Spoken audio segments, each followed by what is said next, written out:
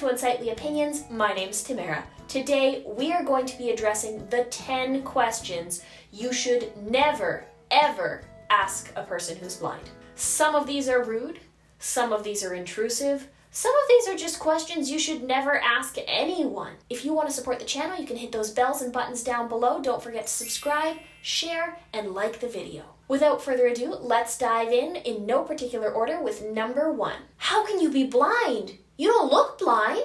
This one is probably my least favorite question. I don't even know where to start. First, blindness is a spectrum. Most people who are blind have some level of remaining vision. That means they can see some things. They may not be able to see the detail, the clarity, they might have fuzzy vision, they might have no color vision, they might not be able to see very much of anything. But just because somebody doesn't, quote, look blind, or you don't think somebody is blind, doesn't mean that they aren't blind. Asking somebody to prove their blindness is ridiculous. It's just like asking somebody what their weight is. It's personal, it's intrusive, just don't do it. Number 2, what can you see? How many fingers am I holding up? Can you see that? What color is that? There's a lot of questions that people have when they find out that you're visually impaired or blind. And I can understand the curiosity, but this is personal, private information. If somebody wants to share with you their visual limitation, that's their right, but it is also their right to keep it private. Just like it's your right to keep any of your medical history private. It's just like you wouldn't ask somebody how often they go to the bathroom. To question somebody's existence, to try and catch them off, or try and prove that they aren't blind, you're not doing anything. You're not actually informing yourself. There's a wonderful place called Google that you can explore all kinds of things relating to blindness and low vision. And if you're going to be in close contact with a person who's blind or low vision, wants to reveal their visual limitation to you, they will do that when they're ready. And not a second before, and it's not your right to ask before that time. Number 3, what happened to you?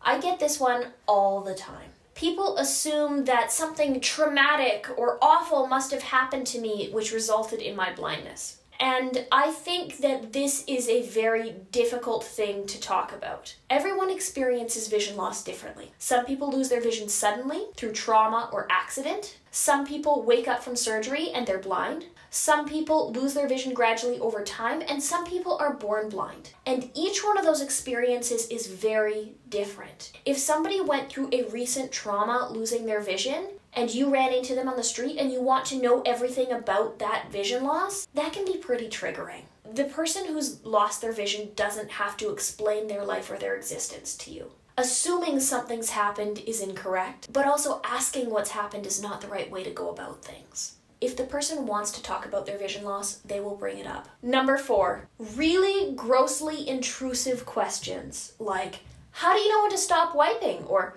what's sex like for you? I'm going to answer these 2 questions right here, right now, and then I'm never addressing them ever again. I know when to stop wiping when it feels clean. Easy enough. I think it's gross that sighted people actually look at toilet paper. And as for the sex question, I'm not answering that. That's private. If you wouldn't ask somebody who doesn't have a disability that question, it's probably safe to say you shouldn't ask somebody with a disability that question. Number 5, assuming you have other medical conditions. Are you deaf too? Do I need to speak slowly? A lot of people have assumptions about what blindness is and tend to mix disabilities together because people are unaware or ignorant to what disability actually is. Even if somebody had other health conditions, other disabilities, other medical conditions, assuming somebody has other health conditions is wrong because every disability is different and every individual is different. What somebody's going to need in terms of accommodation for their disability is going to be individual to them. So please don't assume people who are blind have a cognitive disability. Please don't assume people who are blind are also deaf. There are some people in the blindness community who have one or both of those things. That doesn't make them less of a person. And just a quick side note here, my friends who are hard of hearing or deaf have told me repeatedly that it makes it a lot harder to lip read when somebody is talking really slowly. If somebody is deaf or hard of hearing, speak the exact same way you'd speak to anybody else. Number 6, do you want to feel my face? I know I've addressed this one in another video about the 5 things you should never do when you meet blind people, but it needs to be reiterated. This is probably one of the biggest misconceptions about blindness that is prevalent in society because of poor media representation. I have never, ever, ever met anyone in the blindness community who wants to touch somebody's face. If I touch your face, I'm going to feel a face. I'm not going to know that your face is different from anybody else's face. It's just going to be a face to me. I might be able to tell if you have a giant nose or a protruding chin, but that doesn't tell me who you are. It's not important to me. Touching your face is not helpful. So please don't ask that. Number 7. Do you know blank, the other blind person from across town? I've heard this one quite a bit. People seem to think if you have that disability, you know everybody else with that same disability. Newsflash, 1 in 8 people has a disability. So the chances of me knowing blank who has a similar disability is very low. Is there a tight-knit disability community where I live? Yes. Do I know a lot of people with disabilities? Yes. Am I likely going to know that random one person you met one time who has a disability? Probably not. It can be really annoying when people think that you know everybody else in your community because they get really disappointed when you don't know that person. So it isn't helpful, it isn't productive. Just pick a new question and move on. This next one has a bit of a trigger warning ahead of it because it deals with self-harm and suicide. So if you're triggered by mental health issues, skip ahead to the next one. I'll link a timestamp on screen right now. If not, you can skip ahead probably about 1 minute. You must be miserable, or how have you not killed yourself? That really breaks a person down. And I have been told those things by people who have never met me before. 30 seconds into conversation. People make assumptions about who you are, what you're capable of, how much of a burden on society you are, and most of those things are untrue. So to project what your expectations are onto someone else isn't right. To tell somebody that their experience isn't valid sucks. Not every person with a disability is miserable. Most of us just get on with life. And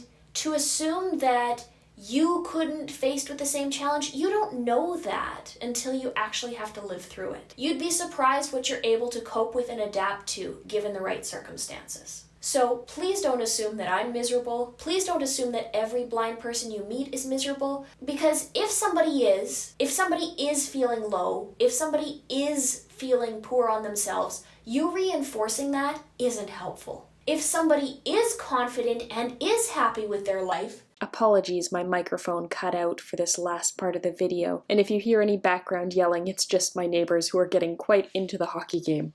You assuming that they want to kill themselves or assuming that they're miserable does the same thing. It brings them down. So try and avoid those types of questions at all costs, because they're rude, they're really demoralizing, and they don't help anyone. Number 9, how can you tell the difference between various sexes, cultural groups, skin tones? I've heard this one a few times and it confuses me because why does it matter? I don't find that skin tone or cultural background or gender matters all that much. If it's important to you, that's great, but it doesn't have any significant bearing on how I perceive the world. I am truly colorblind when it comes to those types of things because it doesn't matter to me what skin tone someone has or what culture someone has or what gender someone has. It doesn't make a difference to how I interact with them. I have never understood this type of question because it doesn't make sense to me. It always comes across to me as a little bit prejudiced when somebody thinks that I need to have that information to speak to someone. I have never felt that way, and I think the world might be a little better place if we didn't identify people based on their physical appearance. So again, that's not an appropriate question to ask anyone, ever. Finally, number 10, can I pray for you? I always appreciate the sentiment behind somebody saying that they would like to pray for me, but if you don't know me, if you don't know my situation, it might not be appropriate for you to pray for my healing or pray to God for my salvation when it's not something that I feel I need. If I were in a position where I felt like I needed prayers, I would go to people I knew to ask for that assistance. But if you don't know me, I don't feel that that's appropriate. It feels intrusive and it feels invasive. And again, it feels like someone's made an assumption about my life or who I am without asking me what my preference is. And I always feel a little awkward when somebody does that, because then I have to very gently explain, no, I'm okay with who I am. I don't feel like I need prayers to be someone different, and I'm happy with who I am right now. So I don't want you spending a lot of time thinking about how miserable my life is or how I should be cured, because I don't spend a lot of time thinking those things. And again, while I do appreciate the sentiment, I know it's coming from a place of caring and love, but it isn't something that I personally appreciate. Somebody else might have a different opinion on that, and that's totally fine, but that's my position. I hope you enjoyed this video. If you like content like this, again, you can always hit that subscribe button. Don't forget to hit that notification bell. Leave me comments, like and share the video. You can check out my other social media accounts linked in the description down below. And I have my Twitch streams Sundays and Tuesdays. We're playing some Skyrim. Come hang out with us. It's tons of fun. But that's all I have for you today. I'll see you next week. Bye for now.